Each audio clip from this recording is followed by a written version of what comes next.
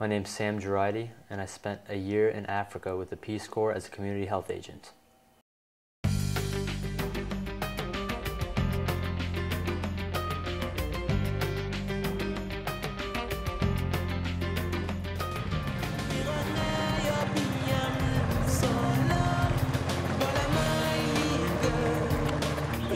Go!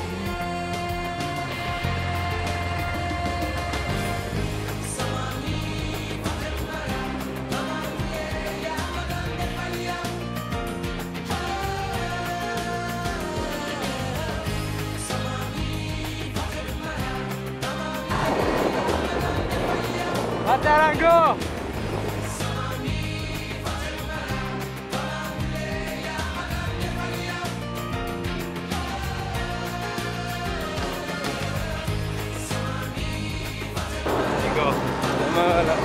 Sama niya, no? Mataga.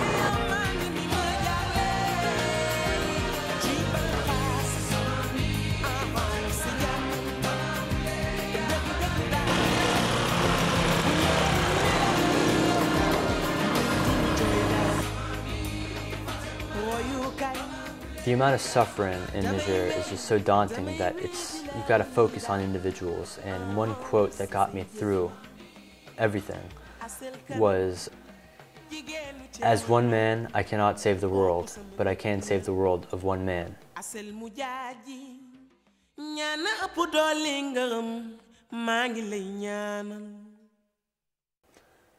When I first got to my village, first thing I had to do was try to convey to them what my purpose was there.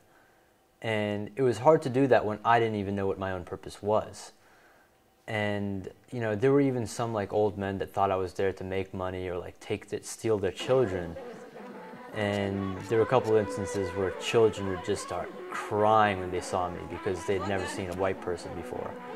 Once I started picking up the language and the smart-ass personality in me started to come out, I really gained their acceptance. Ay gaba gora, ay gaba taba. Oh. Niga ba taba, niga ba goro, niga ba nuari, ta niga ba fala.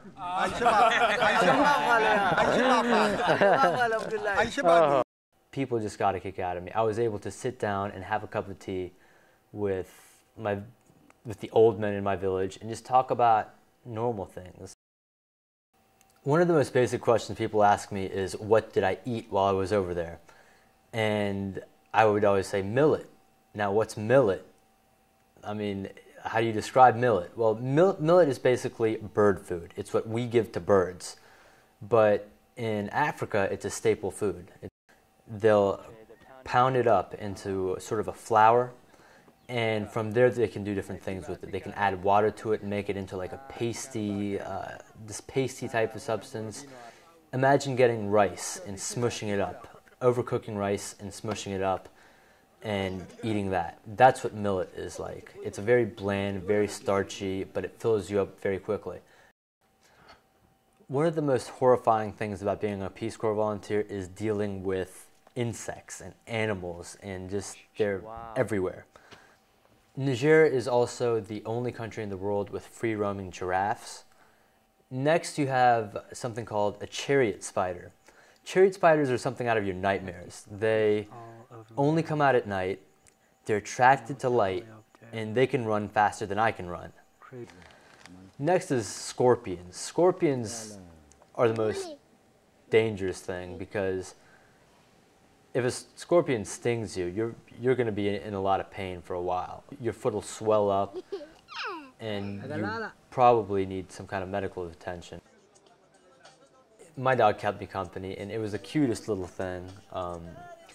At night, I would brush my teeth, and it would sit there and watch me brush my teeth.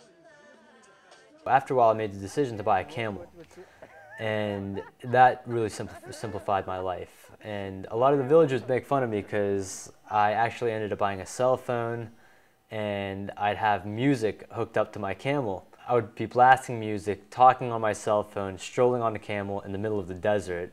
It was a very, very funny scene. I mean, it was just kind of a clash of two cultures. The building of huts in an African country is a very communal activity. You have everyone getting involved, everyone from the women to the children to like all of the neighbors and like friends and everything. They create a frame which is made out of long sticks, pretty much, that they tie with handmade rope, and everything is completely bush material. Once they build the frame, you have a big pillar in the center of the hut, which is kind of like a column that supports all of the external frame. Once they have the frame and the pillar set up, they have a thatch lining that they line the entire hut with. People expected their neighbors to be there to help them because everyone depends on each other. So next year comes around, and when you need help, the people you helped last year are going to come help you.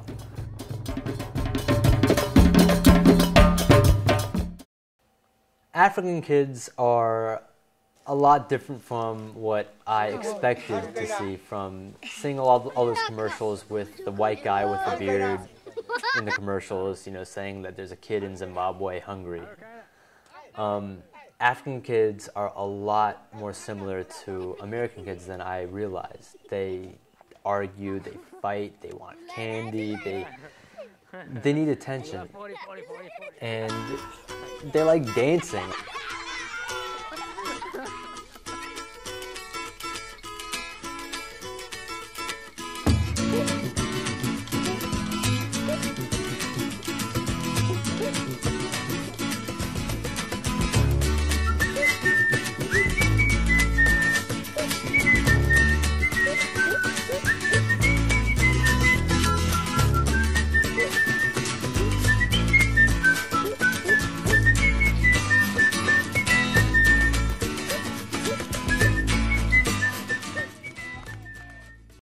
Building a well without mixers and regular tools you'd have in the first world is extremely difficult because we had to, for example, hand mix the concrete. We didn't have pre-made molds. We didn't have any kind of digging machines or anything like that. Everything was done by hand. So the villagers would mix everything and make cement and pour them into molds. And the molds would harden, and they would start digging in the middle of the molds. They kept digging till the molds slid down to about ground level.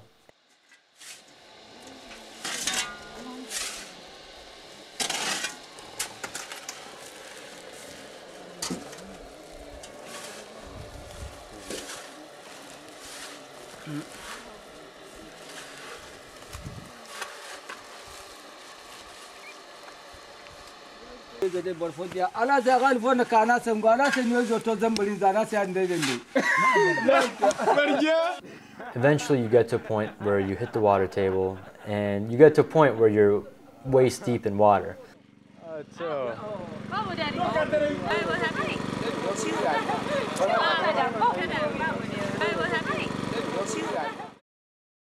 Alba was my chief's second youngest daughter. She was 4 years old, very, very quiet girl, but had this demeanor about her. When you looked into her eyes, there was just this almost, I want to say, wisdom, like she's seen the world, and it was just, I looked at her eyes and it was just pain. She was just so quiet all the time, and just so passive. Let me read something from my journal, the day that, well, probably one of the worst days of my life. This is an excerpt from April 15th, 2006. "What are you doing in Baliara?" I asked Adamu. "Usually my villagers only come to town on market day." "The Megari has sent me on an errand," he tells me. "What kind of errand?" I ask.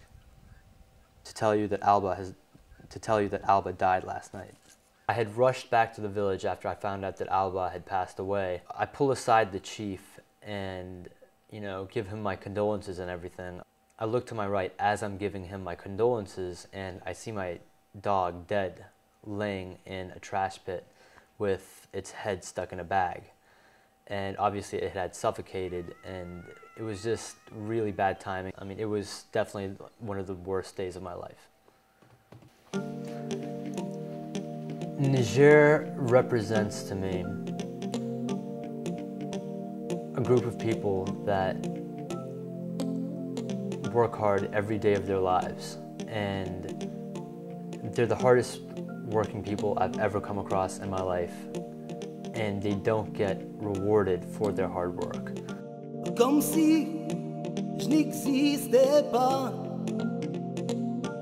elle est passée à côté de moi, sans un regard, reine de Saba. J'ai dit Aïcha, prends-t'idée pour toi. Voici les perles, les bijoux, aussi le retour de ton cou, les fruits bien mûrs, goût de miel. Ma vie, Aïcha, si tu m'aimes.